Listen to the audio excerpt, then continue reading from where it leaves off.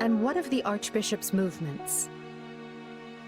She has established herself in Camulus, a town south of Ferdinand, and shows no indication of leaving. The Knights of Ceres occasionally go to the front, but the Archbishop appears content to remain behind. A shame, really. Well, we expected as much. It's unlikely that we'll have the opportunity to eliminate her without mounting a full-scale invasion of Blythed territory. We should have surrounded Garrick Mach and torn the place apart when we had the chance, no matter the cost to us. We may have squandered our greatest chance by not doing so. Hubert, that idea came from Lord Arundel. That is to say, Tallis. And it's an impractical idea, at that. One based on unreliable experimental assets that had never been tested in battle. Besides, after breaking ties with him and his allies, we lacked the military capability to carry out an operation on such a scale. True on both counts, Your Majesty. We took such bold steps to excise those who slither in the dark from the Empire, knowing full well the price we'd pay. Though it meant allowing the Archbishop to escape our grasp, I would venture to say that we ultimately came out in a better position because of it. Unquestionably so. I'm certain Tallis and his ilk are dreaming up some villainy as we speak. But we're not beholden to them anymore. We are no longer complicit in their schemes. I could not care less what I am or am not complicit in, Lady Edelgard. But I agree, you must not be. For your own sake and the sake of the Empire, it is vital that you remain unsullied and unencumbered. When I proposed such drastic changes to our plan 2 years ago, I did so against your best counsel. And yet you made it work every step of the way. None of us would be where we are today if not for you, Hubert. I cannot thank you enough. This is quite unlike you, Your Majesty. Are you feeling unwell? I assure you I feel ever appreciated. There is no need for you to speak such words aloud. Or perhaps this is meant to soften the blow of yet another drastic change of course? Nothing like that, I assure you. I simply want you to know how much you are valued. This path I walk, I cannot walk it without you. I'm only able to press onward because I have you to open the way. There will always be a place for you by my side.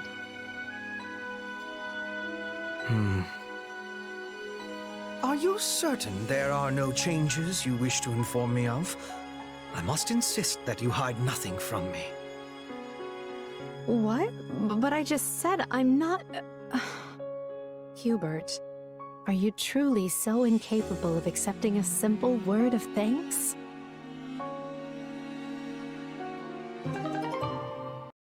Hubert, what do you make of the Ashen Demon? Aside from having proven to be both impossibly powerful and a constant thorn in our side. Correction. Was a constant thorn in our side. I must admit the little terror has put in some fine work for the Empire recently. We're fortunate to have gained so powerful an ally. Why do you bring this up, Your Majesty? Is there something on your mind? I'm not entirely sure myself. My apologies, Hubert. Pay me no mind. Like as not, I am overthinking the situation. Surely you realize that telling me to pay this no mind only gives me greater cause for concern? I didn't mean to worry you. I'm simply having trouble putting this feeling into words. I just felt... I don't know, as if something was drawing me to the Ashen Demon. I wonder, could it be the influence of my crest? Your crest? And now I am truly becoming concerned. Forget it. Whatever it means, we don't need to find out right away. We've a war to win first. As you wish, Your Majesty. So long as you realize I will be taking the liberty to investigate this most thoroughly. I thought you might say as much. Do as you must. Honestly, Hubert, you never change, do you? When I emerged from beneath the palace all those years ago, you acted as though nothing had happened. Do not worry, you said. I took the liberty to investigate while you were indisposed. For the record, my blood was boiling. However, as there were others present, I kept still my tongue. I could not risk showing my anger, lest they find a way to turn it against you. My role to play is the cold, crafty, unreadable servant. I am happy with the casting, so let us leave it at that. I'm certain you are. But just once I'd like to see our roles reversed. Your Majesty, you cannot possibly be serious. Not in the slightest. I'm well aware I am not cut out for the kind of work you do. Nonsense. There is nothing beyond your capability. That said, I prefer you best when you are the one in charge. Command me as you see fit. No matter how daunting or impossible the task may be, I will come through every time without fail. Thank you, Hubert. It's good to know that I can always rely on you.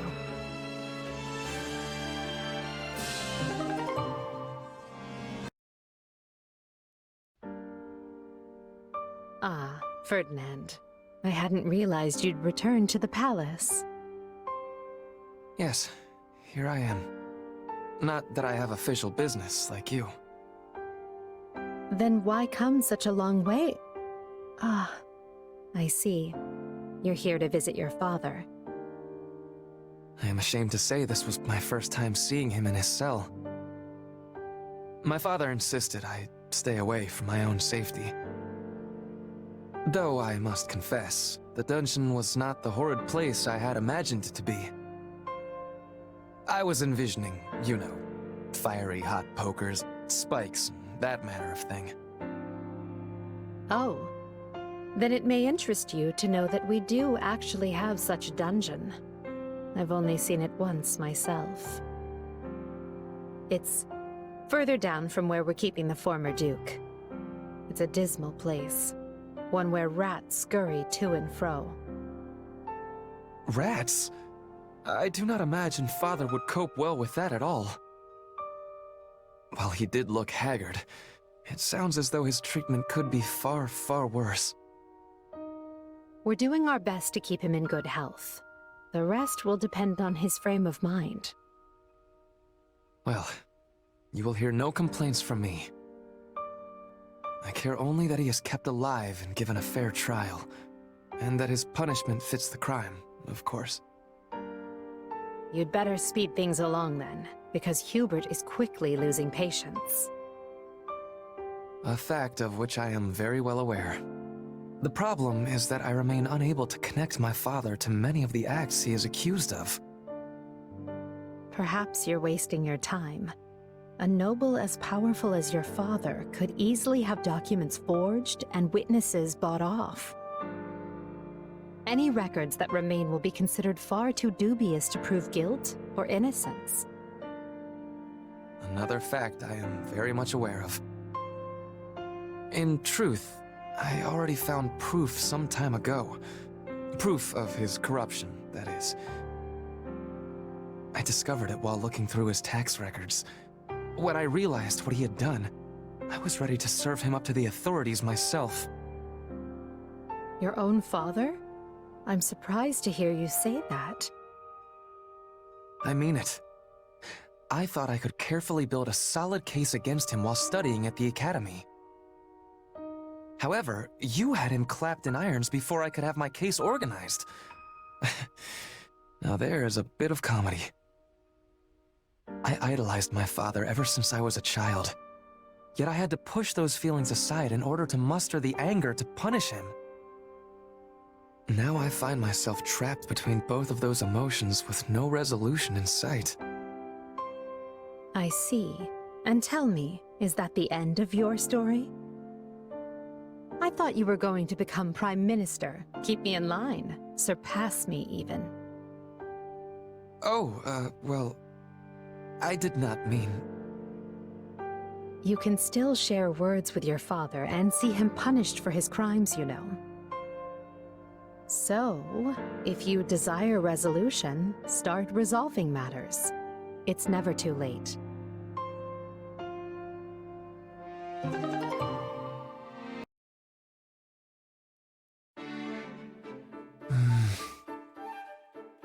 You're in better spirits than I expected. You look at least 2 shades less pale than you did after the battle at Fort Merceus. Oh, but your majesty does enjoy telling it like it is. Would it be the end of you to show a little compassion? No. Then you would just be pitying me. I do not know which is worse. Regardless, I am well. Thank you for noticing. Ask of me what you will, and I shall see it done. I don't need anything from you, Ferdinand. Or at least not in that way. Just give me your usual effort, and that should be enough to get us through the upcoming battle. You can count on me. Point me at a foe, and I will dispatch them with all haste. I cannot afford to die now, or my page in the history books will end in a most horrid fashion. Plagued by the guilt of striking down his father, Ferdinand welcomed the cold embrace of death on the battlefield. Or some such hogwash. Yes, I killed my father. And I would be a liar if I said it did not wound me nearly beyond reckoning. But I will not hate myself for it. It was the correct choice. I did the right thing. Well, don't feel too bad. Imagine what they would write about me if we lose this war. Despite her futile attempts to wrest power from the Prime Minister, the Emperor's people turned against her and her life ended in abject failure. The end. I know exactly what the world would say of me, which is why I have no intention of losing. I will not permit such a thing to happen. If ever my life were to be weighed against yours, I would gladly perish in ignominy if it meant keeping you alive and well. What? Did I say something amusing? No, it's just... You're so strong, so proud. If all the world's nobles were like you, there would be no need to dismantle the aristocracy. That's all. I know it's a futile thought. Nothing is futile. Though even I must admit it seems to be so, given the circumstances. Still, you vastly underestimate the potential of the aristocracy. For generations, our ancestors worked hand in hand, sharing knowledge and wisdom to administer our great land and ensure it was well protected. They acquired knowledge of the region and developed good policies to rule it. And in doing so, they earned the trust of the people. We cannot throw away everything they have built. It would be folly. Of course not. What do you take me for? I'm dismantling the aristocracy, not their legacy. The common folk will take up the torch and carry on. Do you believe they are ready? No matter how gifted they may be, they are only commoners. In order to replace the nobility, they need to be educated. Wait a moment. I see your plan now. You intend to establish a school. One that is not merely for nobles and wealthy merchant children, like the Officers' Academy once was. A school where anyone can enroll, regardless of wealth or standing. and get an education rivaling that of any noble. Ferdinand? I cannot begin to guess where that idea sprung from. But this is exactly why I need you beside me as we shape the future of Adrestia. You mean to say that you did not actually... So I was... Well, it is nice to be needed.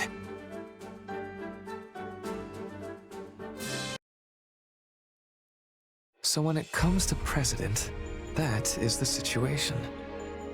Yes, I see. Burning the midnight oil, are we? Such zeal.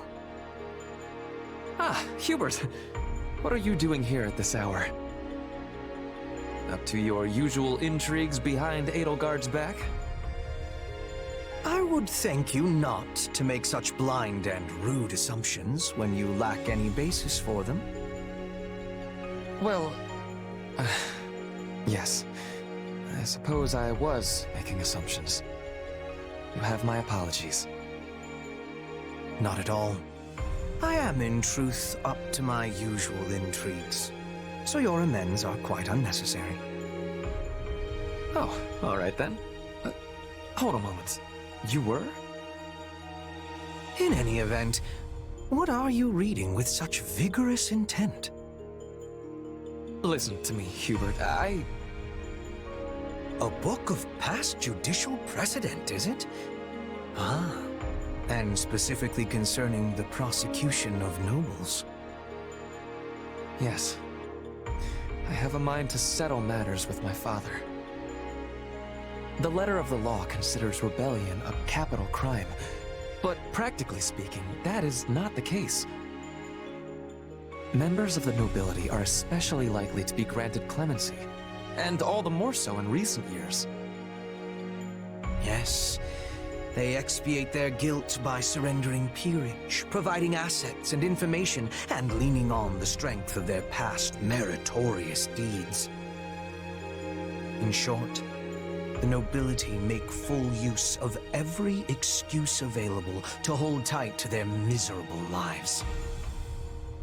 One could pluck off their arms and legs and leave them to fester in the dankest of prisons, and they would still come wriggling back to the surface. So long as they are permitted to live, that is. Like with the former Marquis Vestra? That one did not serve his emperor properly, and acted in a manner easily construed as treasonous. This is incontrovertible fact. Go on. Sadly, he resisted arrest and lost his life in the unfortunate incident that ensued. His guilt, or innocence, on the matter of treason will remain forever shrouded in mystery. That sounds like a careful bit of sophistry to me. It appears to anyone with half a mind that you thought him guilty and had him executed. As a noble, he should have been judged in public, as is right and proper, no? So long as they are permitted to live, the noble creature struggles desperately to continue doing so.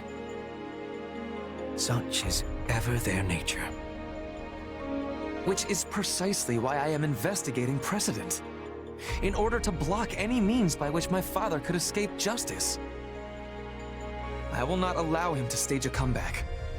I will see my father properly judged for his crimes. But could you, if matters came to that? I wonder. It is not a question of can or cannot. The man will be dealt with, and by my hand. I could never forgive myself otherwise. Not as the inheritor of the title of Duke Eyre, nor as the one to succeed him as Prime Minister. It is for Her Majesty to decide such things. However, if it proves to be in Her Majesty's interest, I suspect this resolve of yours will be most welcome.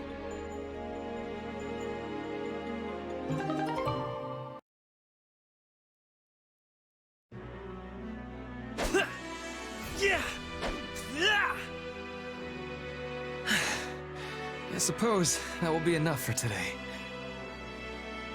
Splendid spearwork. You are every bit the ideal of a nobleman. One who wields both lance and pen with equal aplomb. Hubert, as ever, you manage to materialize when one least expects it. If you insist on showing up in the middle of training, do not complain if you find yourself mistakenly skewered. Yes. Accidents do so often happen during such exercises. Why, you could stab the life out of me here and now and still readily explain it away as a mere accident. Enough, Hubert. Even if you are joking. Although, I suppose it was I who first spoke flippantly. You have my apologies. I am ever at a loss to reply when you insist on apologizing so earnestly. In any event, your training has a certain ghastly quality about it of late. I found myself curious what it was that so impelled you, and came to check on the situation. I should think it obvious. The climax of this war is upon us. Thus, I have to focus myself all the more, and work vigorously toward ultimate victory. I do this for my comrades, for the Empire, and for a better future. And perhaps for your departed father? Why would you think that? The father I looked up to, the one who served as a pillar of the Empire, died long ago. The man we fought at Fort Merceus was nothing but a traitor who lost sight of how to live. At this point... Listen to me, Ferdinand. If you wish to deny my claim, just tell me I am mistaken. As they say, those who protest overmuch admit the truth unwittingly. That was not my intention. Yet I cannot deny there is a part of my heart which thinks exactly that. You have changed. Well, no.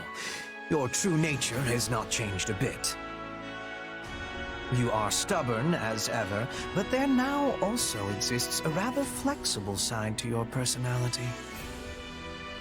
And you never change. And have not since the days when I was an ignorant young man. Since that time, you have proceeded unerringly along this road at Edelgard's right hand. But now I'll walk that same path. And it is the two of you who stand at the vanguard. If you have something to say, dispense with the flattery and speak plainly. Fine. I mean to join you both at the forefront, so our Emperor will have loyalty at both her right and left. We shall be Hubert and Ferdinand, the twin jewels of the Empire. The twin jewels of the Empire?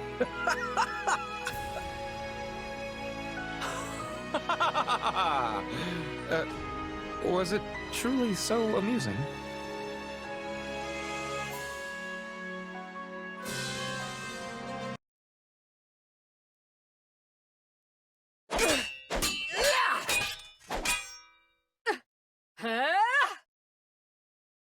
I think that's enough for one day. You really know how to make me work up a sweat. You kept me on my toes as well, Caspar. Thank you. Hey now, you'll never have to twist my arm to get me to train. Just shout when you want to go again. Oh, and we should invite Raphael next time. The muscles on that guy are something else. I'll keep that in mind. I often have trouble finding people to spar with. No surprise there. Not like folks are lining up for a chance to knock the Emperor's teeth out. You seem to have no problem coming after my teeth. Sometimes I think you're trying to kill me.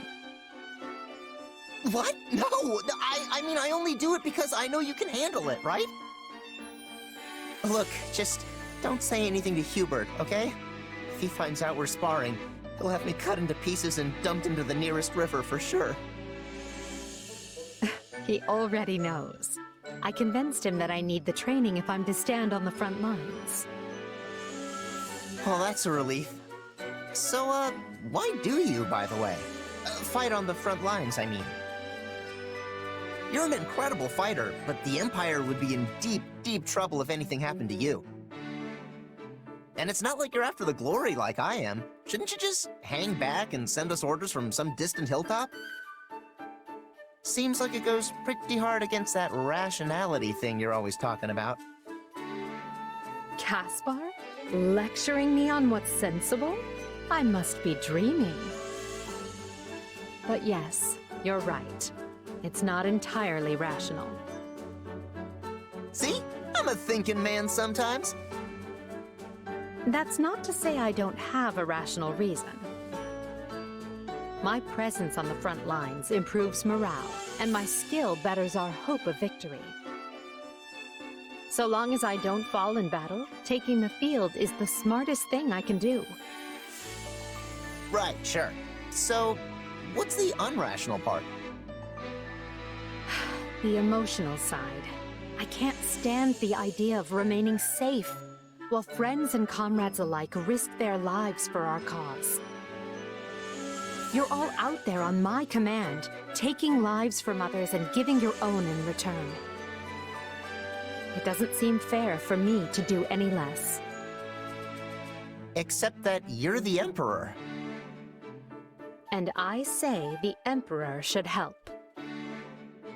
Hey, I get it. You want to get in the dirt with the rest of us to pull your weight, right? You and me are the same in that way. A dreadful suggestion, but I'll allow it. Aw, come on. You should be happy. Here I thought we were completely different people, but it turns out there's a little Caspar in you after all. You know, I can't even imagine you lording over us from far away. You work best when you're down in the mud with the rest of us, sending chumps flying.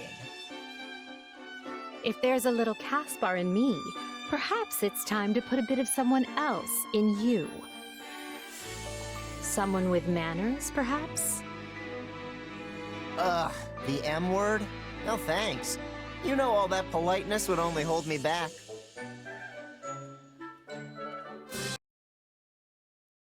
Lord Hubert, we've located what appears to be an enemy scouting party in the forest near our base. This is certainly a matter of concern. We will need to make immediate preparations to... But the one who located them was... Caspar. Ah, I see. Then what of our casualties? Also, did we manage to capture any of the enemy? We've 3 lightly wounded, including Caspar. And I fear none were taken alive. I suppose such things are wont to occur when charging headlong into the fray. Hey, Hubert! Did you hear how I cleared out a few enemy spies? I did indeed. And on top of getting several people injured, you failed to capture any of said spies. Had you first called for reinforcements before leaping into action, that could have been avoided. And what if they'd gotten away while we waited? Also, didn't you say it was fine when my old man did the same thing before? Reinforcements would be nothing but a hindrance to Count Burgley's. If he could not handle something himself, additional soldiers would do nothing more. Besides, he would not have suffered even the slightest injury in the process. Hey, I'm barely scratched. Ah, forget it. I'll win your respect next time for sure. Why do you ever insist on hurling yourself into danger at every opportunity? Clearly, some of the reason lies in your desire for military accolades, and yet... Let us take this most recent incident, for example. Had you summoned reinforcements, you would likely have received more plaudits for it. The capture of an enemy spy would have been a nice feather in your cap, as would coming home with fewer injured comrades. Yeah, I don't know about all that. All I can say is that my gut told me to attack and I listened. And it wasn't a terrible result, so what's the problem? The problem is whether or not your gut continues to avail you. If this instinct of yours is wrong even a single time, you will find a mound of dirt over your head. Don't talk like that, Hubert. I might be aggressive, but I'm not angling to end up dead. Your untimely demise would make trouble for me as well. I just think of the critical military manpower I would be sacrificing. Yet, at the same time, you and your gut mucking up carefully laid plans is cause for no less chagrin. You think too much, you know that? I mean, if you want to make a name for yourself on the battlefield, you kinda have to accept the risk of death. I made the choice to distinguish myself in war in spite of that. But hey, you know what? If you think I'm gonna kick the bucket, go ahead and work that into your plans.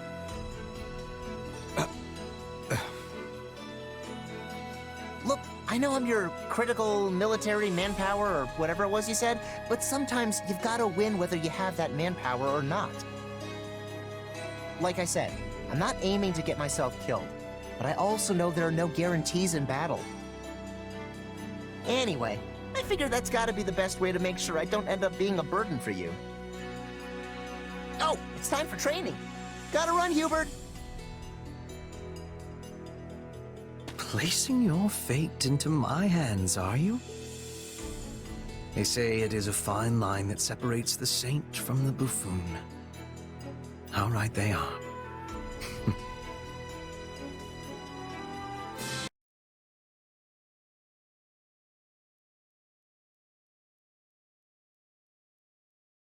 It seems I'm alone. Are you here, little one? Aw, were you waiting for me? You're a good kitty, aren't you?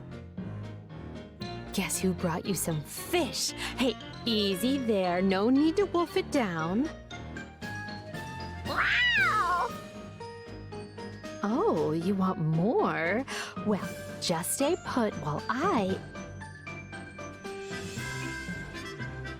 Edelgard? Oh, fascinating. I never imagined I'd run into you in a place like this. Linhardt, this is a surprise. What are you even doing here? I was having a nap over there. Such is the price for pulling so many all-nighters, though I pay it gladly.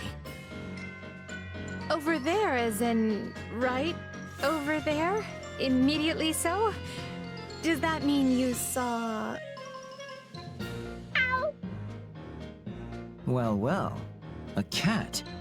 Does it live here? How should I know? I've certainly never seen it before this very moment. Really? Because it seems quite used to you. Yes, it... Oh, come out with it already. If you have something to say, just speak and stop this interminable dance. No, no. In fact, I like cats as well. Especially ones that live near people. You, a cat person.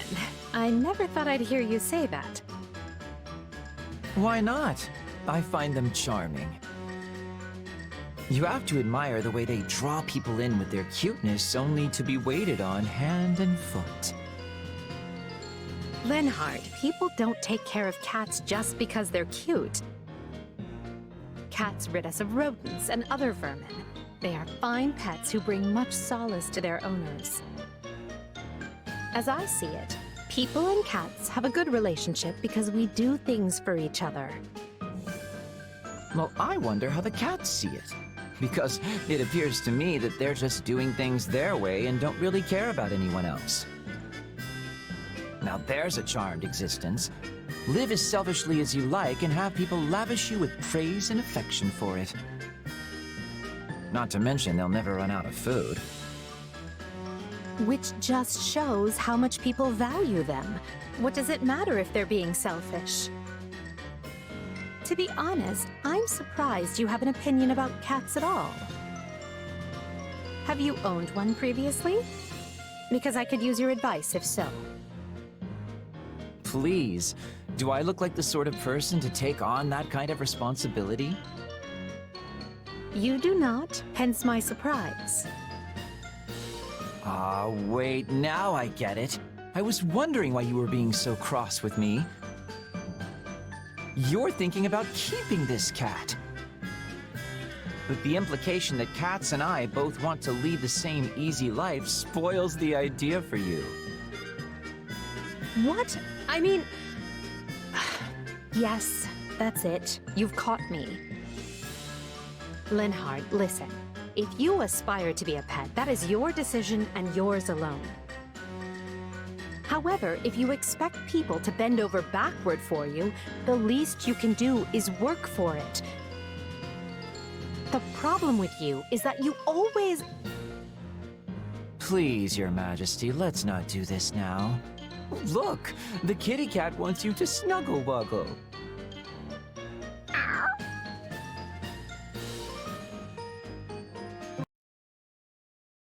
Another clear victory for the Empire in battle. You can surely guess who stole the show yet again. Our mercenary friend? Always a force upon the battlefield, that one. Their approach on the battlefield is exceptional, yet their curious power has also proved quite the boon. It is deeply fascinating, isn't it? Something beyond the principles of magic, and yet different from the power of crests. I might go so far as to say it veers close to the realm of dark magic, but I fear that's beyond my expertise. I am possessed of some small knowledge, yet still fail to understand the nature of that power. Then at present we can do nothing but throw our hands to the sky. And with that, I must be off. Oh? I thought you would be more curious about our mercenary ally. Would you truly raise the white flag merely because the matter lies outside your usual ken? What are you playing at, Hubert? If you want me to investigate a specimen, go ahead. Hook it and reel it in. Ah, but you are the better angler of the two of us. Furthermore, my method of hooking would complicate our relationship with so valued an ally. An inducement from your lips would ensure things proceed more smoothly. Well, this is becoming a hassle. Can't you push yourself to learn some new hooking strategies? Like, I don't know, one befitting the elegance of a true nobleman? Involving fancy tea, perhaps? A positively hair-raising notion. Please, do not speak it aloud again. Then maybe get in their face and pick a fight with them. You two could end up becoming fast friends. So you wish me to shout myself hoarse and swing my fists about like a common ruffian? I shall pretend I did not hear that suggestion. No? Then the only option left is aggressive persuasion, driven home at the point of an axe, let's say. Linhardt, who in the world are you talking about right now? I should think there is no one quite so barbarous in our own army. Oh, I didn't have anyone particular in mind. I was just brainstorming new methods to ensnare our illustrious mercenary friend. Why? Did they remind you of acquaintances of ours?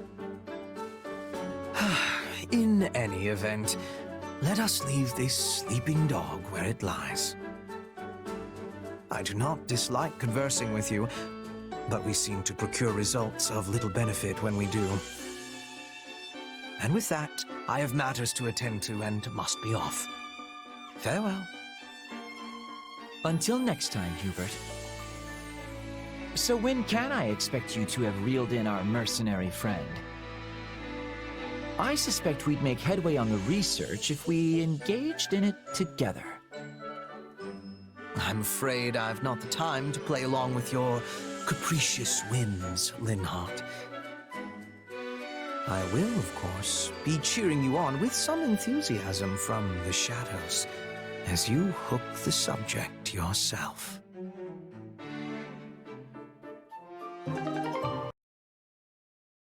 Wait, what? Bernadetta, is that a letter from your mother? Huh? Oh, Lady Edelgard! Yes, she wrote me from the capital. Wait, how did you know that? Are you screening my mail? Spying on my correspondence? Bernadetta, is there anyone else who would write you? Of course there is! There's, that guy? Wait, I don't have any friends. I don't even have any family. I don't have anybody! Poor Bernie's all alone in this cold, cruel world.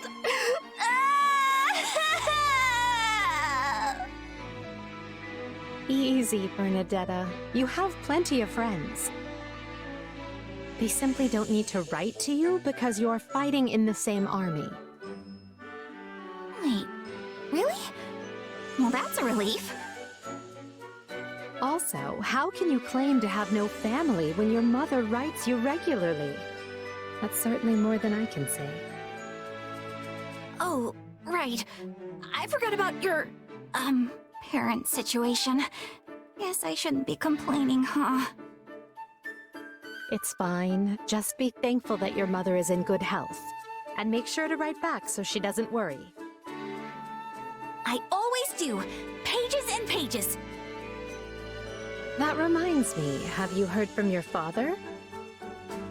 I'm sure he had much adjusting to do after I installed him in Garreg Mach as the head of the Southern Church.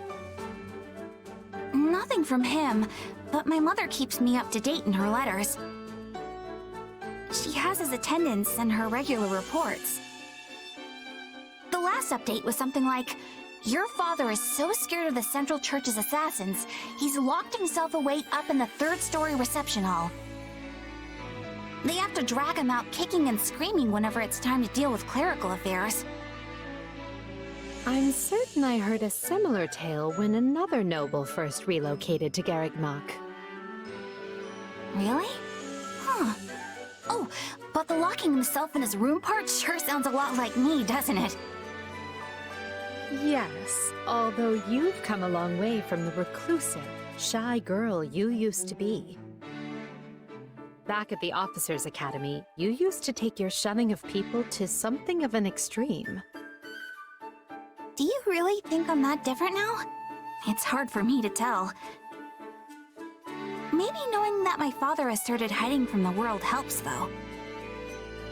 Now I don't have to stay inside to avoid seeing him, you know?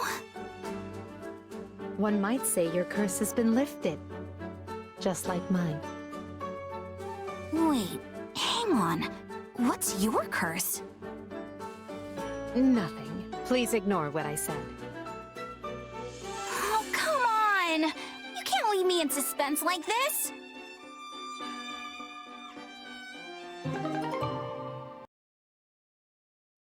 What is Talus plotting? Will the capital be all right? If another imposter...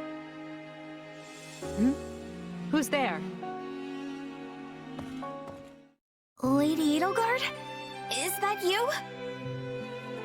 Bernadetta? What are you doing here at this hour? Oh, well, I was maybe sort of hoping to hole up here for a while. This is one of my go-to spots when I want to be alone. In that case, I apologize for intruding. Oh, it's really not a big deal or anything. Lady Edelgard? Is everything alright? You seem, well, kind of down. If something's bothering you, I'd be happy to listen. If you don't mind talking to me, I mean. Thank you, but I wouldn't know where to begin. Once the Emperor starts rattling off her many woes, you're likely to be trapped here forever. Actually, that isn't what I meant. Then, what did you mean? Do you remember that time you told me how my curse was lifted? And then you started to say that yours was too? Well, I've been worried that curse has been eating away at you the way mine did with me. Is that why you're here all alone in the middle of the night? I wasn't expecting you to see right through me quite so easily. But you're right. Something is eating at me. There is an enemy I thought I'd fought and beaten, which I believed freed me from my curse. Alas, that was wishful thinking. My enemy is still alive. And worse yet, he is not alone. That sounds terrible. But I know how that feels. I've been struggling too.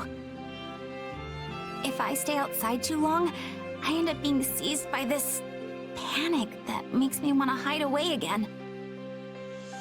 I guess I'm still learning how to deal with it. That's how life is, Bernadetta. We all bear our scars, but the only thing we can do is keep going. The idea that nestling up to someone and being kind will make all of their pain disappear is nothing more than fantasy. That's simply not how such things work. It's a mean old world, that's for sure. But that's no reason to despair. After all, what are we fighting for but a world in which people are no longer left with scars like yours and mine? A world in which the people who wish to stand out can do so, while those who remain on the sidelines have their choice honored as well. That is the future we're building together. Do you really think we can do it? Because if you do, I'm going to fight right alongside you, and then celebrate by locking myself in my room. I'd say that's perfectly acceptable, so long as you've taken care of the things you need to do. Aww, but doing things is the hard part. Stop being so difficult, world.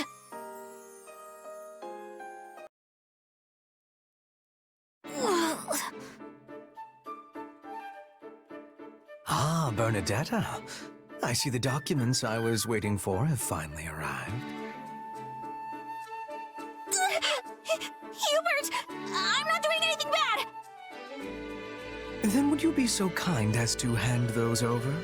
They are addressed to me, after all. Oh, right. Edelgard asked me to bring them. Phew, that was heavy. What are all these documents anyway? Old records of bandit activity in this area that I need for my investigation. Hey, that reminds me. I heard we had a group of bandits cornered, but they sort of got away. Yes, a most vexing development. It beggars belief that our troops prove unable to exterminate even these few stray vermin. Wait, are you angry? Oh, I doubt it is worth raising my ire over. That's good. But you look like you're angry. Bernadetta, are you aware of how your persistence often leads to the very outcome you wish to avoid? Yes? In any event, my mood is what it is because I must now locate a den of rats. I will need to research previous stomping grounds, then cross-reference the location of their old lairs in order to work out where this new one might be. Wow, that sounds like a ton of work. Yes, but there is nothing for it. These craven rats will not re-emerge once they've burrowed into their nests. Hey, neat! I definitely understand the desire to burrow in somewhere and never come out.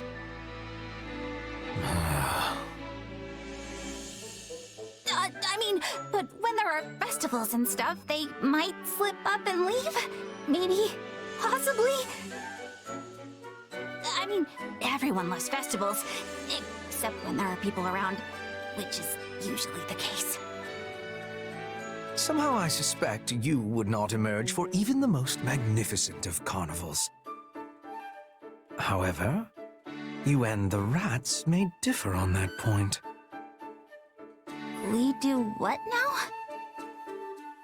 Yes, of course. Unlike you, these thieves have no particular desire to live away from others. We have had them on the run for some time, which means they've not been able to earn coin through their usual underhanded work. Thus, if I were to prepare a place where they could cut a few easy purses, they might consider the spoils to be worth the risk. Okay. And the bait shall be a festival. Due to the war, we have not held a genuine festival for quite some time, after all. So even if we do not capture the rodents, and it merely brings much-needed succor to the people, I would still consider it a success. Well done, Bernadetta. You have come up with a splendid idea that eluded even myself. Why are you complimenting me out of nowhere? Are you plotting against me? Not particularly, no. Although I am thinking I will require your assistance in this matter from now on. No! Someone free poor Bernie from this torment!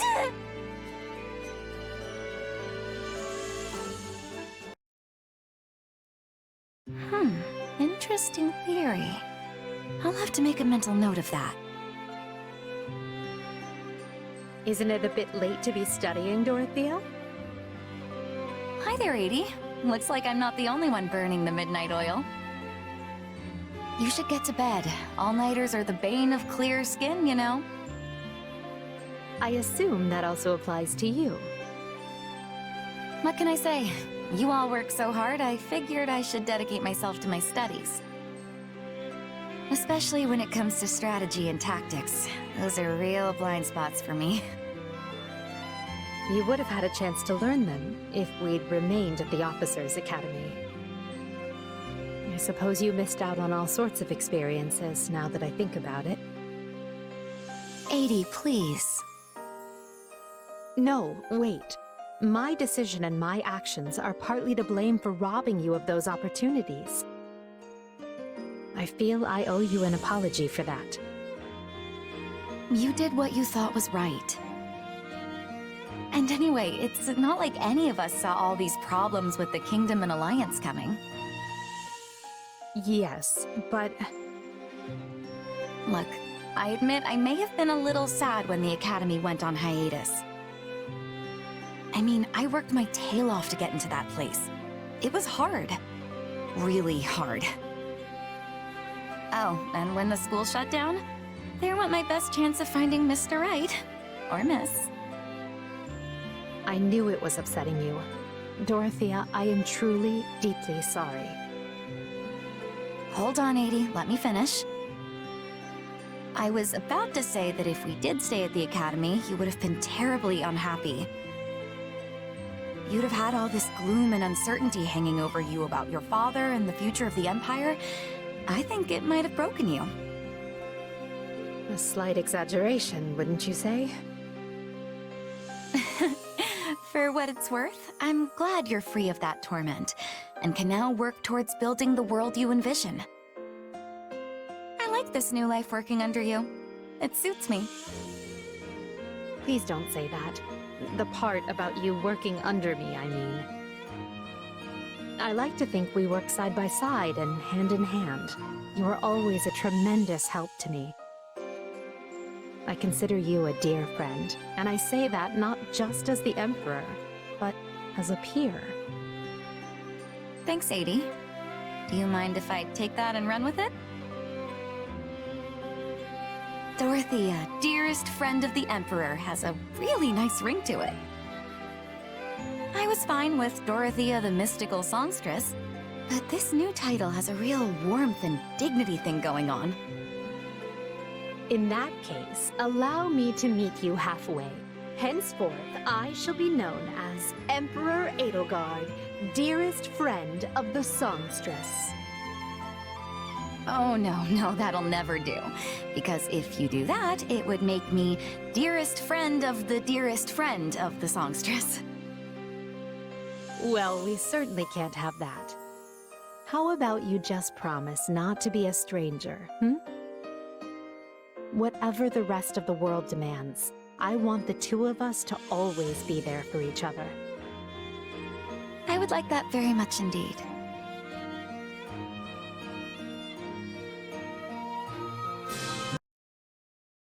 I wonder when I'll be able to return to Enbar. Greetings, Dorothea. I hope I'm not intruding. Oh, you're fine. I was just having myself a little think. So, what do you need? I come with a matter involving the opera company of which you were once a member. What's wrong? What happened? Nothing drastic, I assure you. A letter addressed to you arrived, and finding myself with a moment to spare, I decided to deliver it personally.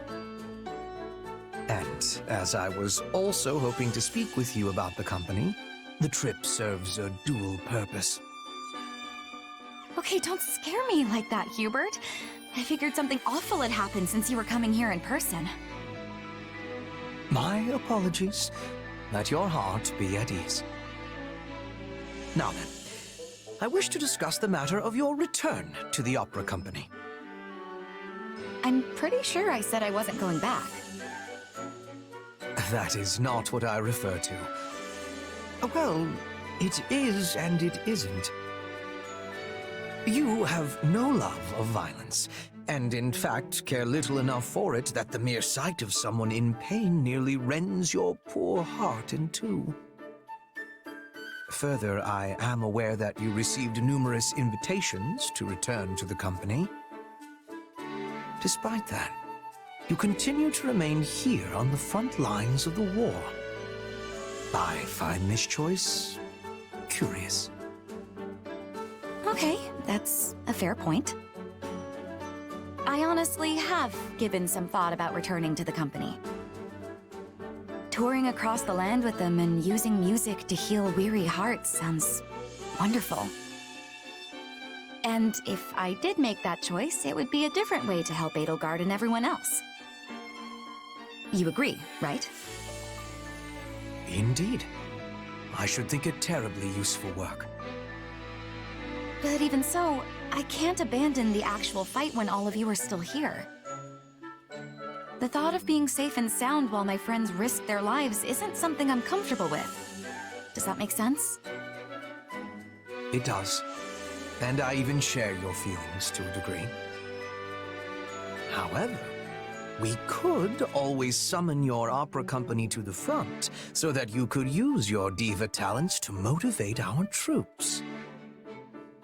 Surely you have considered this possibility? You really see through everything, Hubie. It's vexing. But fine, there's another reason. I want to support Adi as a commoner. If I were here in the position of an opera diva, I wouldn't be treated like one anymore. I want to be here fighting as a representative of the peasant class. However selfish it might be, I feel this is the best way to help Adi as she tries to erase the gap between nobles and commoners. Well, this is a surprise. You choose the path of hardship for the sake of your emperor. Truly, I have undersold your resolve. Oh, but there is one more reason. Still more. There are quite a few young nobles here. Dependable ones with quality futures ahead of them. And they're a lot more attractive than the doormats who flutter about us divas in the capital. Yes, that does seem important. You are stronger than I gave you credit for, Dorothea. And you have earned my respect this day.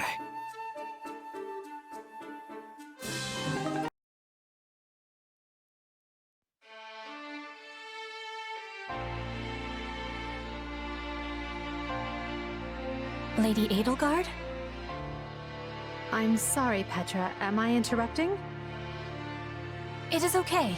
I will soon be finishing. I am offering prayers to the spirits, so they will be guiding us to victory in battle. Is this how you pray in Brigid? In Fodlan, we usually save such things for a chapel. Yes. In Brigid, we are offering our prayers to the forests, the mountains, the skies. Anywhere the spirits are dwelling.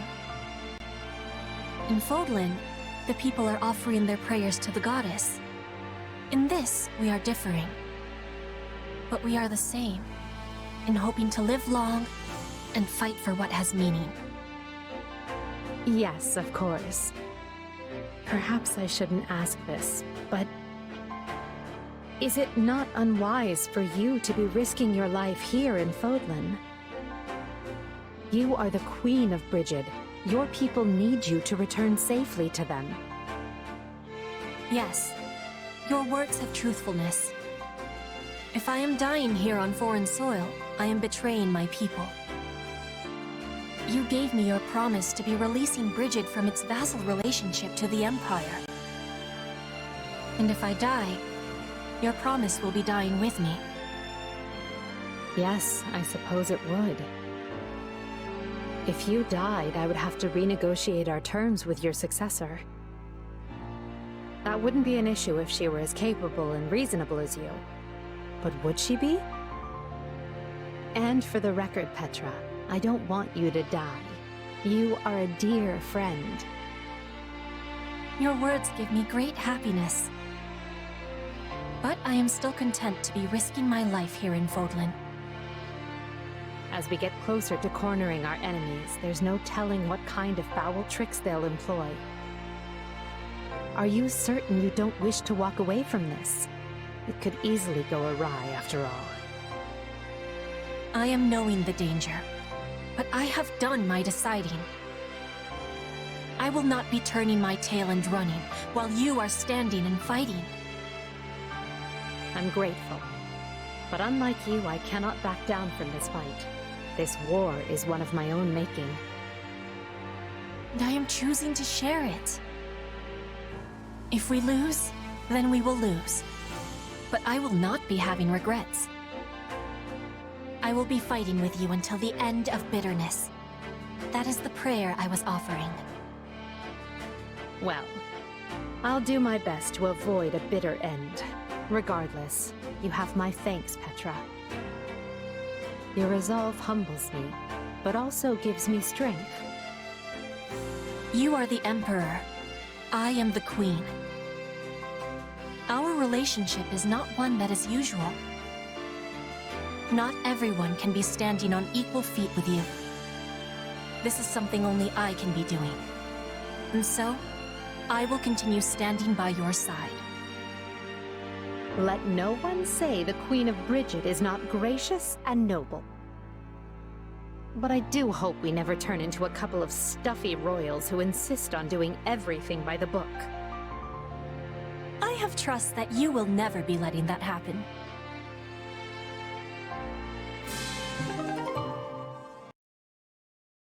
Ah, Petra.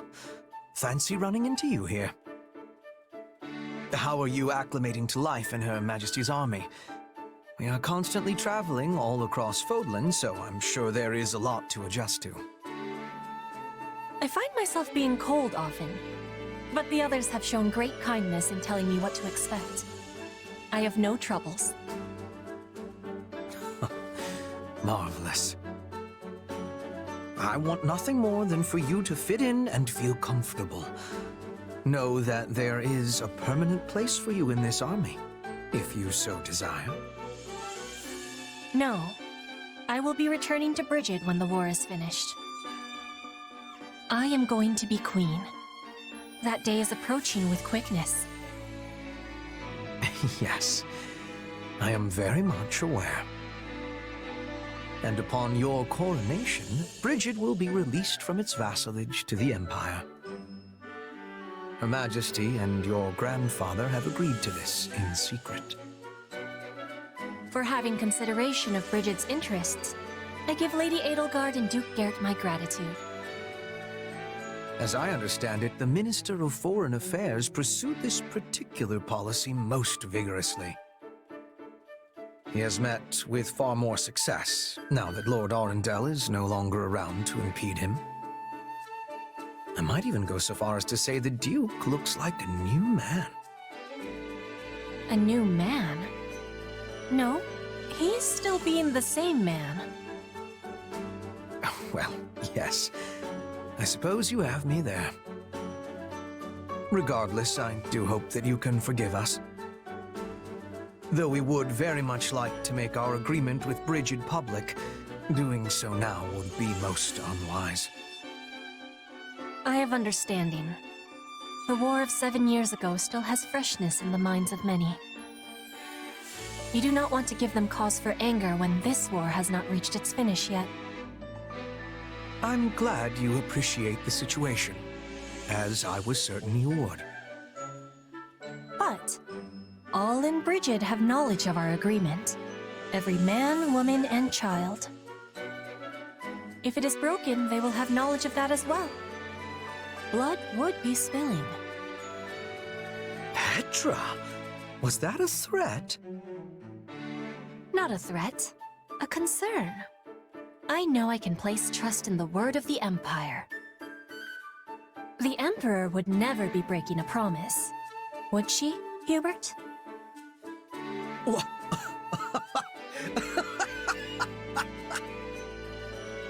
I beg your pardon, Queen Petra. Clearly I failed to realize that you had already ascended the throne. Rest assured, our promise will be kept. If Her Majesty and yourself are any example, the Empire and Brigid will support each other and walk into the future side by side. And I have certainty that you will be there, witnessing it.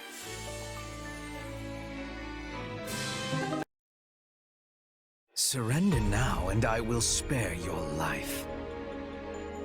You're all alone, fancy boy. What you gonna do?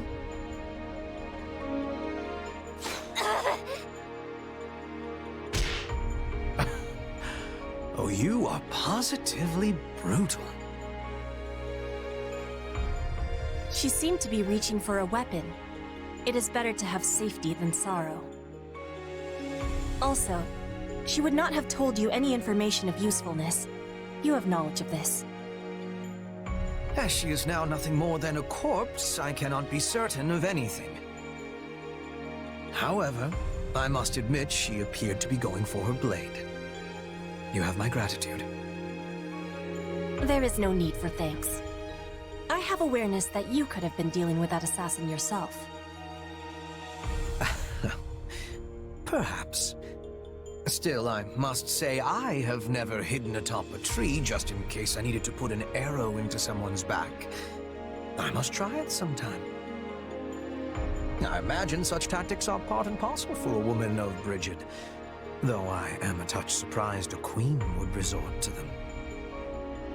Why does it give you surprise? It is the tactic of most cleverness. You can attack with safety and with clear shots at the enemy's vitals. Or are you thinking that a queen should not be like her people? Oh no, not in the slightest. In fact, I can think of no wiser strategy than for a queen to position herself somewhere safe. Fodlan's history is littered with foolish rulers who have gleefully ridden off to their own deaths. All in the name of the ludicrous, contemptible concept they call chivalry. Chivalry? Ah, yes, that is the code for the knights. There are no knights of Brigid. We have agreement that they are without sense. But in Fodlan, I have been reading many books about chivalry. It is a code without point, yet it is followed by many. I do not have understanding of the reasoning. Well, knightly deeds make for good tales, and tales have a way of stretching very easily. Over time, it is likely that people let go of the fact while happily embracing the fiction. Perhaps Fodlan once enjoyed an era of peace just long enough for that fantasy to take root. Interesting. It is peace we are wishing for, but also peace that is making us weak. I am not wanting my land of home to be weak, but I am wanting it to have peace. The meaning of this is that chivalry may be coming to Brigid one day. Despite my grumbling, it is not a system completely without use. For example, it serves well enough for keeping otherwise unruly warriors under control. Still, one advantage cannot make up for a host of failings. At the end of the day, it is a poor belief system at best. I will be keeping your words in my mind as I attempt to create an era of peace. Yes, be gone with the tired old ways and usher in a new age for all. That is what we are fighting for.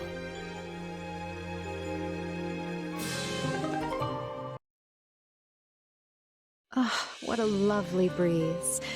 Truly, there is nothing so liberating as the great outdoors. Your Majesty, Hubert is looking for you. My apologies. I didn't realize you were resting. I only stepped out for a bit of fresh air. I'll be ready to return shortly. Oh no! Please don't rush back on my account. I am more than happy to keep Hubert occupied in the meantime. Please, Your Majesty, enjoy yourself. I'll simply tell him I failed to find you. Ah, and are you cold? I can bring you a coat and some hot tea. I appreciate the concern, Monica, but I'm quite all right. But while you're here, there is something I must tell you. Why are you staring at me, Your Majesty? Is there something on my face? I was only going to say how fortunate we are to have you with us. Those who slither in the dark had you in their clutches. In another world, we might have lost you to them forever. Yes, it seemed they were only keeping me alive so they could use me for some kind of dark ritual. And I can only assume that would not have ended with me alive and well. You saved my life. I wish I could express what an honor it was to be personally rescued by the woman I've dedicated my entire life to. That's kind of you to say, but I only did it because I needed the military leverage. That doesn't matter. I'm serious when I say that the day you rescued me was the day I stopped simply idolizing you and decided you were the one for me. The one for you? Yes, you risked your life to protect a lowly noble like me. You need to understand the situation, Monica. I was fully prepared to sacrifice you if doing so would bring me even one step closer to achieving my goals. I had no intention of rescuing you until right before the opportunity presented itself. Oh, but, why not? I was under the impression that those who slither in the dark needed you quite badly. And as I required their strength to wage my war, I was prepared to look the other way. When we laid out our plans, your death was something we took as a given. All the same, you still chose to save me in the end. I don't care how you got to that decision, only that you did. You could have offered me up as a bargaining chip, but you chose not to. Instead, you closed that door just so I could be standing here today. Monica, I only get one life, and I can't tell you how lucky I am to share it with you. It is my destiny to walk beside you, and that makes me happier than you could ever know. Well, thank you. That means a lot.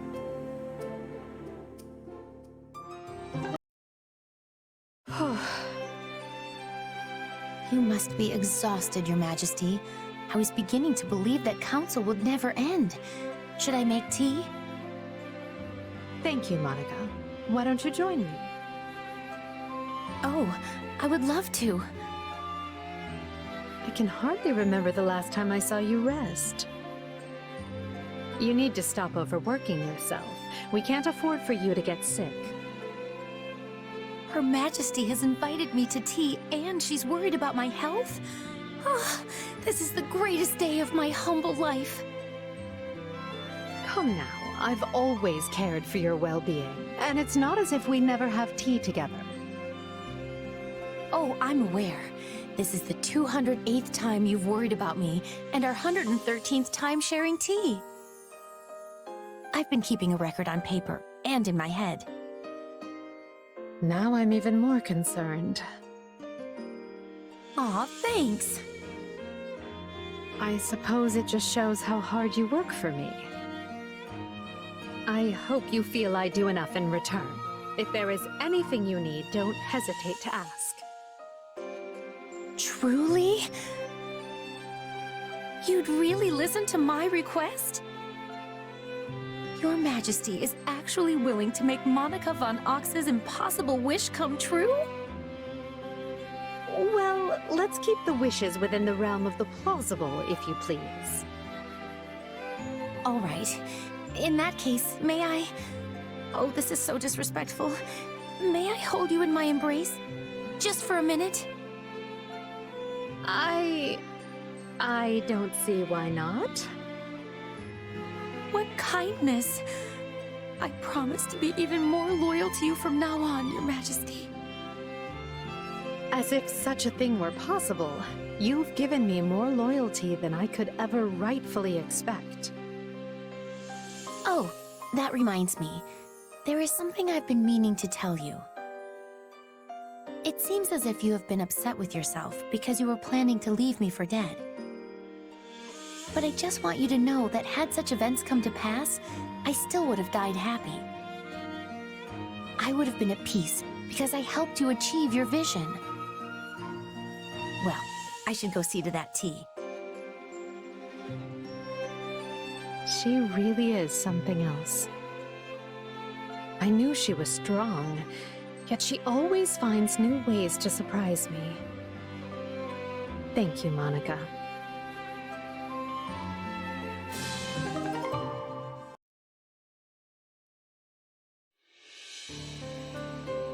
Oh, there you are, Hubert.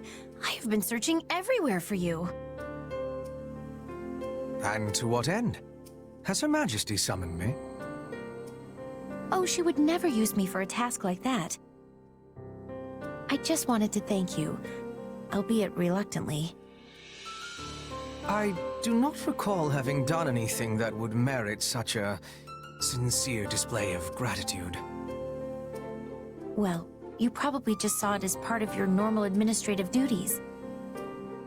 You fixed quite a big mistake in my last report before Her Majesty had the chance to look at it. I woke up in a panic when I realized what I had done. Imagine how mortified I was to see you'd already corrected everything. Ah, yes. I may have done something of the sort. As Her Majesty's loyal servant, it is my duty to pare down the number of unnecessary matters which wander across her desk. I must say, I was surprised to see you make such a foolish and obvious error. Have you truly grown so lax, even as you style yourself the greatest of our Emperor's retainers? I'm aware of the mistake I made, but I would never dream of calling myself something like that. Well, perhaps I said it once or twice in the heat of the moment, but I never actually meant it. If anyone is Her Majesty's best retainer, it's you.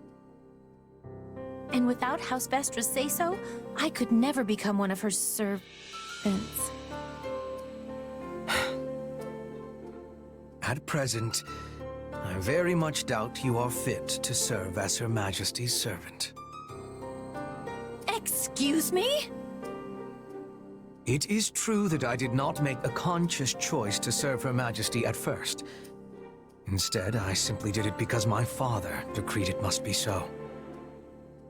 But such bounds no longer define our relationship. I do not serve the Emperor. My loyalty is to Lady Edelgard, and her alone.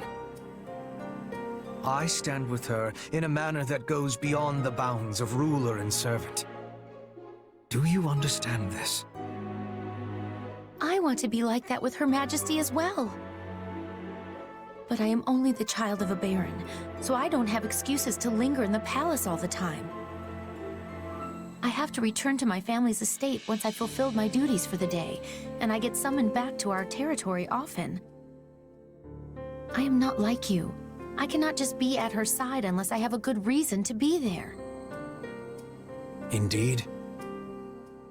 Ox territory is in the far west of the Empire. I surmise you have had to spend much of your time away from Enbar. Furthermore, you will be a baron one day. Your duties will prevent you from dedicating yourself solely to Her Majesty. Exactly. Unlike you, I have an entire territory's worth of people to protect. But I still won't give up. Even from afar. No. Precisely because I'll be afar, there will be things I can do to protect Her Majesty. In fact, always being at her side might actually cause you to overlook threats from time to time. I may even serve Her Majesty in a way you never could. That is a promising thought, Monica.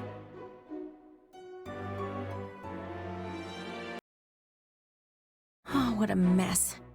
I've really done it this time. Her Majesty is the kindest person I know, so she's likely not upset with me, but I still cannot bring myself to face her. Hello, Monica. What brings you to this particular wall for conversation? What do you want, Hubert? I lack the energy to keep you company right now, so please just leave me alone. Very well. I thought you might be interested to know that Lady Edelgard was overcome with grief as she told me how deeply she regrets wounding you with her words. But as you desire solitude, I will endeavor to keep that to myself. Good day. She did? And wait, did you not just tell me what she said? Oh, not at all. I was merely speaking to myself. There was a painting in Her Majesty's chambers, and subtlety is not my strong suit, to put it lightly. I asked her whose child had scribbled on such an expensive canvas, before realizing Her Majesty had actually painted it herself. So she didn't hurt me, I hurt her. Oh, I'm so ashamed. Lady Edelgard can be quite sensitive, despite how she carries herself. Perhaps she was so stunned by your comment that she made a hurtful one of her own in the heat of the moment.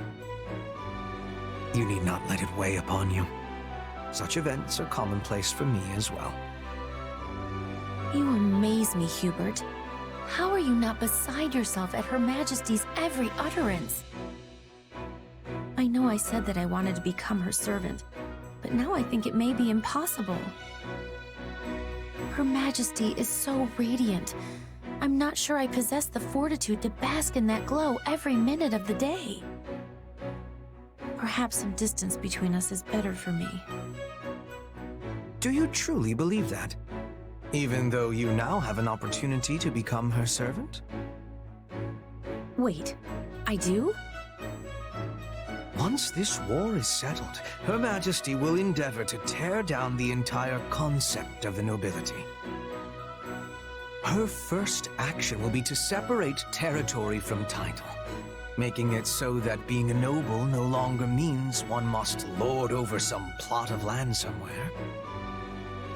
Once she does this, I rather suspect you could remain at her side, even if you do inherit your family's title. You're right. How could I have failed to realize that? I have heard her talk about her plan so many times before, but I never considered what an impact it would have on me. I am such a fool. Not at all. You simply illustrate what it is to be part of the established system. One is not easily shaken from its structure. This is why Her Majesty takes such drastic measures to rid us of the accepted practice of categorizing individuals as either noble or common. Honestly, I don't believe there's another more suited to serving Her Majesty than you. But I still will not give up. I'm going to become her servant too, and show everyone a new way of life for the nobility, and for whatever lies beyond. Which means I cannot simply stand here in this state of indecision. There is much work to do.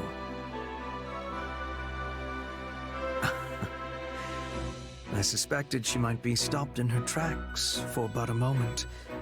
And indeed, she has gone and left me in the dust. Well, I cannot permit myself to be left behind in such a fashion. I must keep making progress of my own.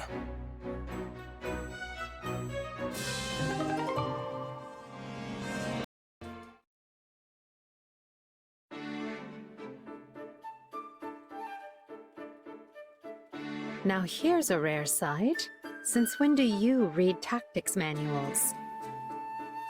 Do you miss your days at the Officers' Academy? There's nothing to miss. No, because I seem to recall everyone being in awe of their incredibly talented combat professor. I had big plans for you after you were assigned to us, but then the Academy was forced to close its doors. Still, you played a small but critical role.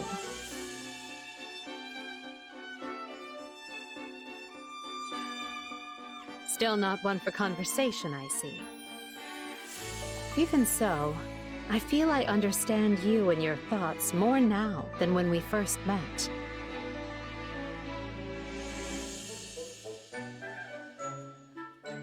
You see, that silence of yours just said, I don't need you to know me. Such a typical Emile thing to say. Don't call me that. Why? Because Emile von Bartels is dead? Because he was already hunted down and killed for slaughtering everyone in his house? He should have been. Is that so? Well, I disagree. This is why you live on as Jeritza von Prim, and why you remain in good standing with a house that will one day be yours. This is why the world has the Death Knight. For my goals to be achieved, both men are indispensable. You're greedy to desire that monster's power. His thirst is endless. Every soul he takes makes him less human. If so, I'd say the Death Knight is the greedy one. I must watch my step, lest he and his side come for me in the night. You are my master, for now. You let the Death Knight hunt. I am grateful. Your life is safe. There's nothing to be grateful for. This is, and has always been, a contract that sees to both our needs. It just so happens I like having you, and the Death Knight, in my corner.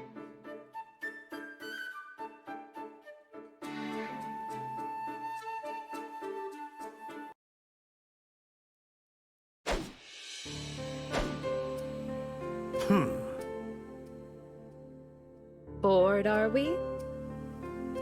Training is useless. Swords are for killing. I can see why you'd find it vexing. To you, real battles are a source of sustenance. It's easy to forget how some people welcome this war, especially the Death Knight. Without the war, I would just be killing someone less deserving. When it ends, our contract expires. Then I face my punishment. You're still adamant about that? I agree that, circumstances aside, a crime like yours warrants some kind of punishment. But there are other ways to go about it. For example, you could atone for your sins by doing good in the world. Or is anything less than perdition off the table? It's not as if the members of House Bartels were completely innocent, after all. That is what you want, not me. It is my future. I choose how I live and die. Well, I'm sorry to hear you'll be leaving us, but I do respect your resolve. I'm pleased you're choosing to live and face the consequences, instead of taking the Craven's way out. Let them lock me up. And if I'm ever forgiven, this is my path. If I die in a cell, so be it. Well, whatever you seek for yourself, I hope you find it. I truly do. We all deserve to be the architects of our own lives. I believe that so fiercely that I started a war to remake the world under that ideal. You did so much for me. I'm sorry it came to this. Don't apologize. If anything, I'm grateful. Thank you, Jeritza.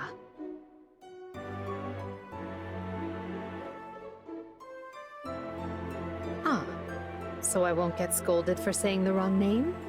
That's a step forward. Whatever you and I expect from tomorrow, we have to keep fighting for it. Are you with me? I am.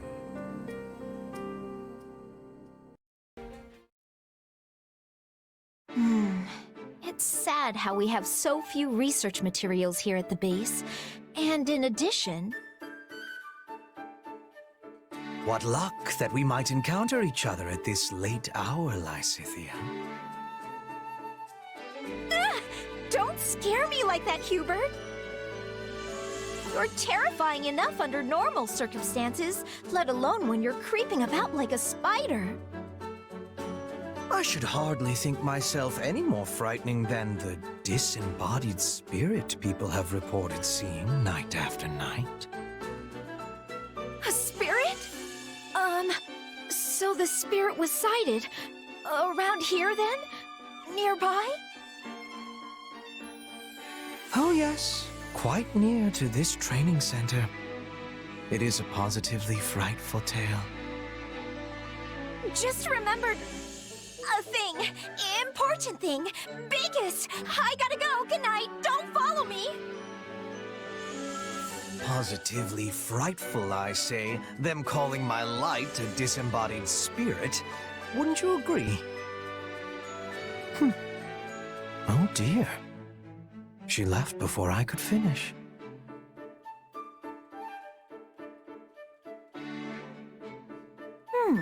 We've barely had any vegetables with our meals lately. It's honestly kind of nice. Huh? What's going on over there? Then they've not noticed? Not at all. While preferences vary, there tend to be many people who love meat and dislike vegetables. But to think we found a way to hide the vegetables in all of that delicious meat and broth. Those who ate it found it delicious without being any the wiser. And of course, she did as well. That is splendid news. Pray continue then.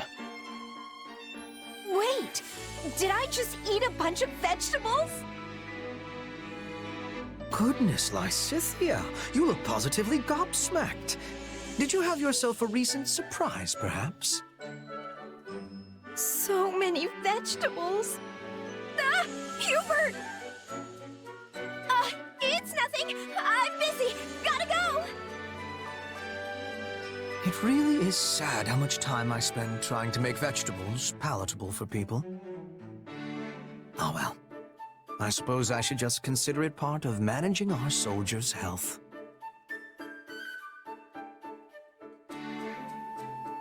Lysithea, you seem to be in high spirits. I certainly am. Edelgard told me that I was gonna get some delicious sweets today. Wait, why am I even talking to you about this?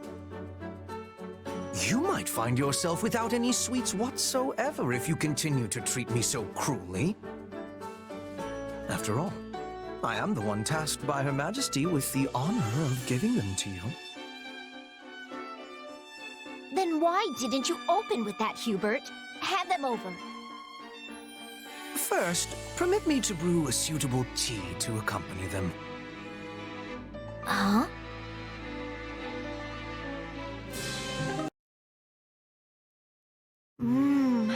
The Empire sweets truly are a delight. Might I interest you in a cup of coffee? It cuts through the sweetness of the treats perfectly. No, I'm good. Honestly, I don't understand how you can drink that all the time. It's so bitter. Well, I suppose one with a youthful tongue would not care for it. Yet the bitterness, the deep richness, the subtle acidity... Oh, and I'm not treating you like a child here. I am merely discussing different palates.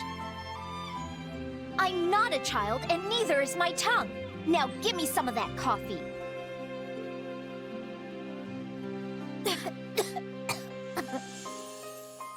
Are you all right, Lysithea? Here, wipe your mouth. I fear that attempt was ill-advised.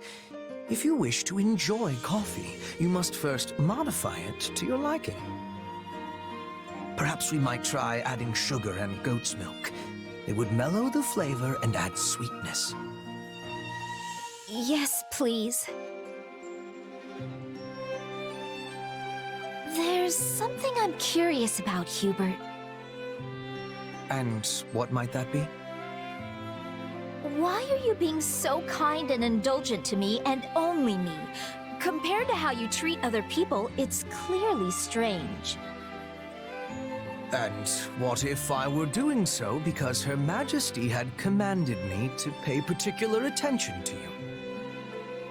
Huh? She did?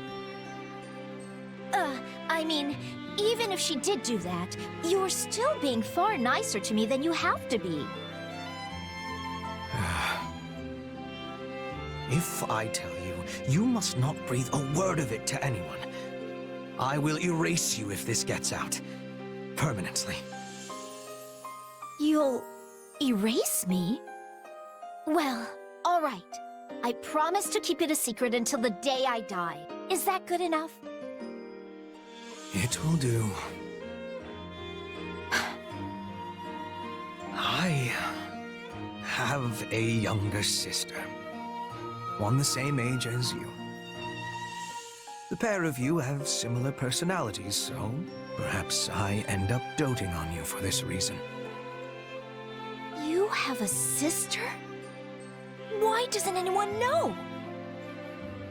I conceal my family's existence as much as possible to avoid their becoming a liability. I also have a mother and little brother. Yet you certainly do not know the first thing about them either. I suppose it would be strange for a noble like yourself to not have a single relative. Still, it's surprising you'd keep it under wraps from even your close friends and comrades. It is my business. Regardless, I imagine that is the reason I unconsciously end up favoring you as I do. So you aren't treating me as a child, but a little sister?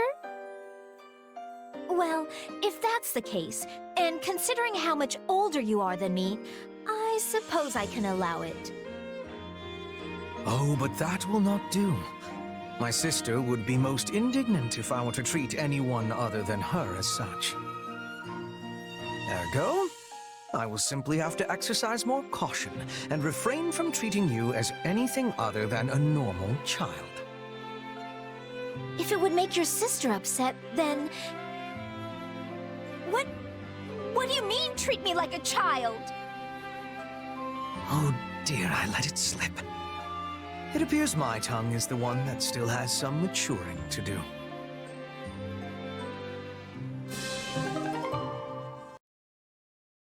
Ah, Edelgard. Perfect timing. Got a minute? What is it, Balthus? The little birdie told me Her Majesty is looking to hire a bodyguard. I don't know where your birdie got its information, but yes, that's correct. Well, that's great, because I know the perfect guy for the job. When it comes to strength, integrity, and loyalty, he gets top marks all around. And let me guess, his name is Balthus. Bingo! So hey, I bet an Emperor's bodyguard gets paid pretty well, yeah? I need the coin, and you need the protection. We both stand to come out on top here. I see. Well, you will need to discuss the matter with Hubert first. Believe me, I tried. That guy didn't even give me the time of day.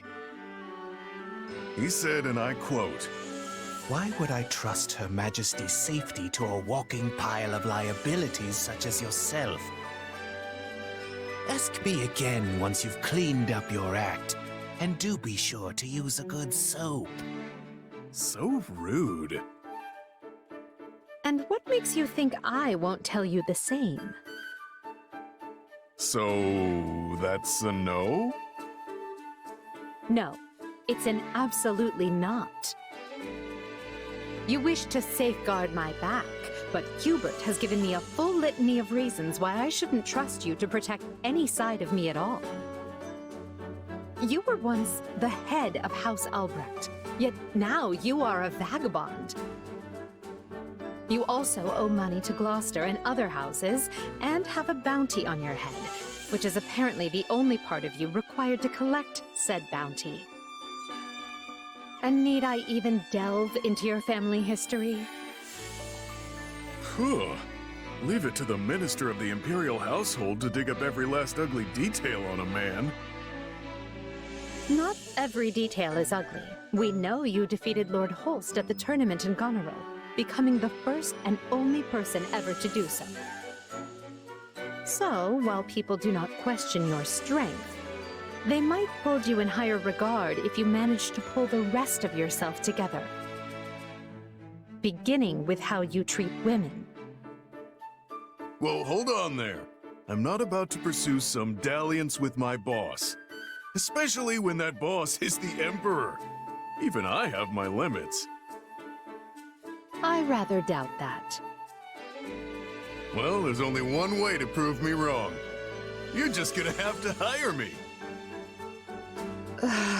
You must truly think me a fool. How disappointing. Hey, it was worth a try. But, alright, you win. I'll give up on the whole job search.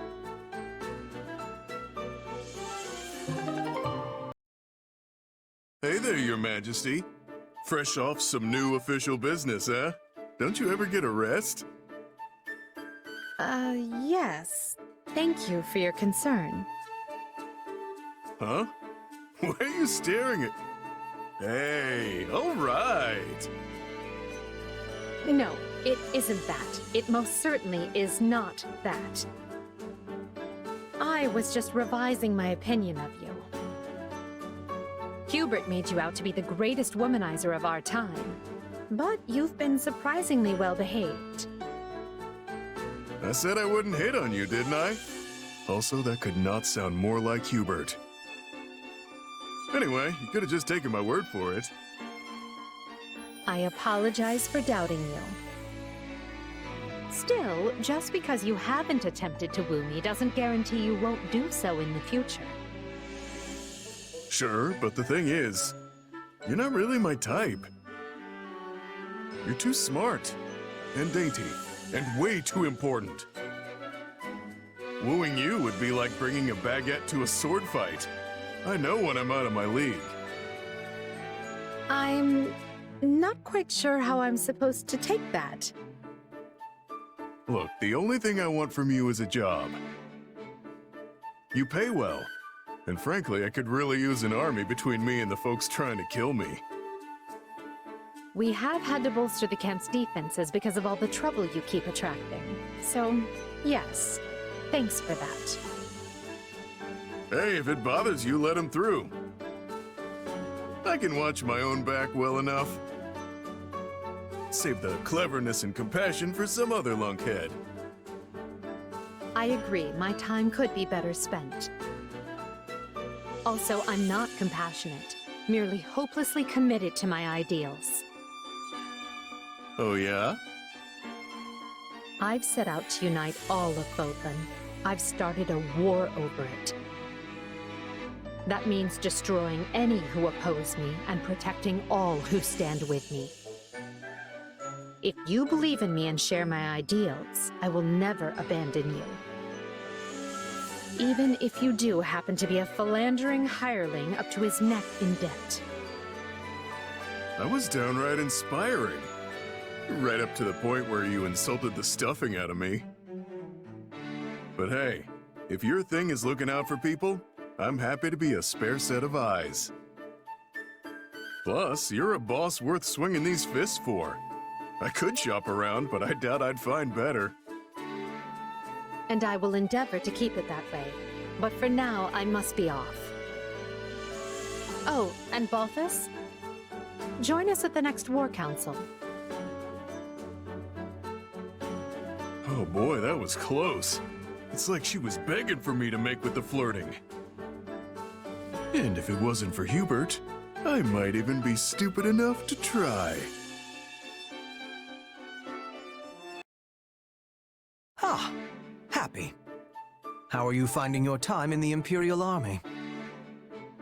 Pretty normal, I guess. It's nice to be around a lot of people I don't know. Excellent. For if you were dissatisfied, it could lead to an accident. And I would find that most vexing. Oh, I have my dissatisfactions. Like the way you're talking to me right now, for starters. But if I sighed over every little thing that bothered me, I'd be dead before I took another breath. Yes, quite true. By the by, have you considered my proposition? Though I am loath to discuss it, I am a firm believer in using every resource to its utmost. I don't know. It feels pretty unethical, even if it is technically something we can do. And did you spare a single thought for how I might feel being used like that? I actually made the proposal based on my estimation of your feelings. I imagine you would enjoy sighing for a greater cause, seeing as you are never able to unleash them freely. And why exactly would I want to sigh, huh? As I am not you, I have no answer to that question. I simply thought it might be unpleasant. Being the only one prohibited from performing an action others do as a matter of course, that is. Right. Well, no, it isn't. And if you're really approaching this thing without considering my feelings, you're so far off the mark I don't know what to tell you.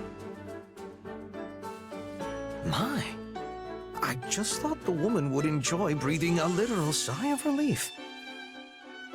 And to do so in a way where our forces make use of the monster she summons, where is the harm?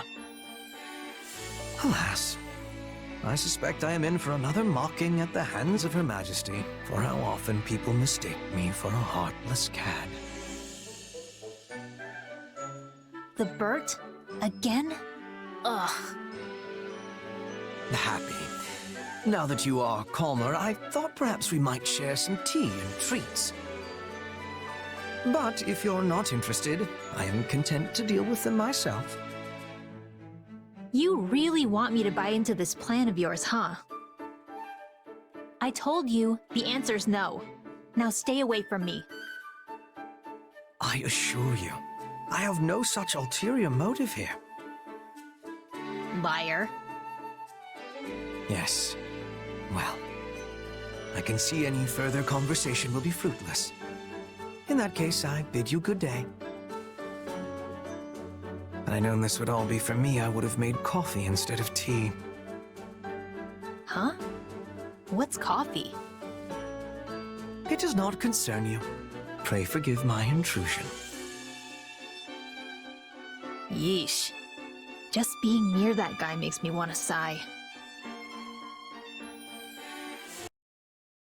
That will be all. Speak to the individual in charge for further details. Are we really still doing this? I told you, I'm not mad anymore. But were I to run my mouth excessively, I might well end up angering you again. And as it seems even my apologies can produce misunderstandings, I suspect the pair of us are sadly ill-matched. That wasn't your fault. I should have accepted your apology. I was just being stubborn. Wait, that smell. Is that coffee? You know of it, then? You did not seem familiar when I mentioned it the other day. Coco made me some recently, and it was delicious. Sounds like it's pricey, though. There was only enough for me to have 1 cup. Is that what you usually drink? Inasmuch as it serves as my substitute for tea, yes. However, I find it strange that Constance would consider the price of coffee to be an impediment, given how highly she is compensated. Probably because she's always blowing her coin on materials for her latest experiments. I see. Well then, allow me to invite you not to a tea party, but a coffee party. Wait, are you sure? Because I'm in if you're buying. This is so good! I just can't get enough of that bitterness. Yes, coffee has a full-bodied richness which cannot be enjoyed in any other beverage, to say nothing of the wondrous aroma. Actually, I think the smell on this is stronger than the one Coco made me. As with tea, there are many ways to brew coffee.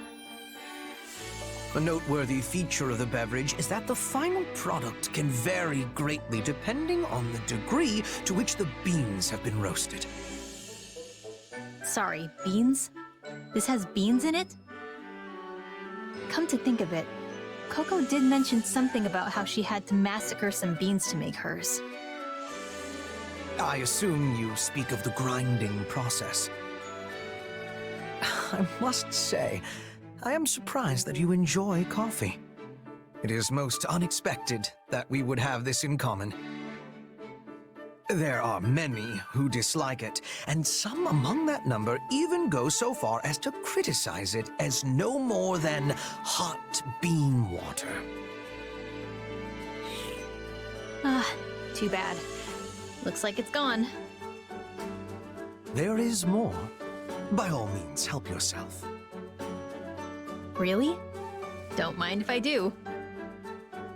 If only I could feel this relaxed all the time.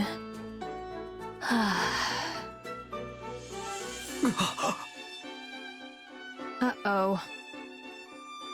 How foolish of me. To think that I, of all people, did not anticipate such an outcome.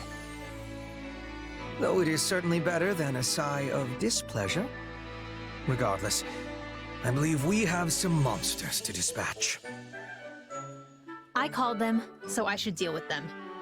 Consider it a bit of light exercise after all that coffee. Ah! Monsters! Monsters everywhere! I shall take it upon myself later to mislead them as to the cause of this sudden attack. Thanks, Bert. Now let's get to it.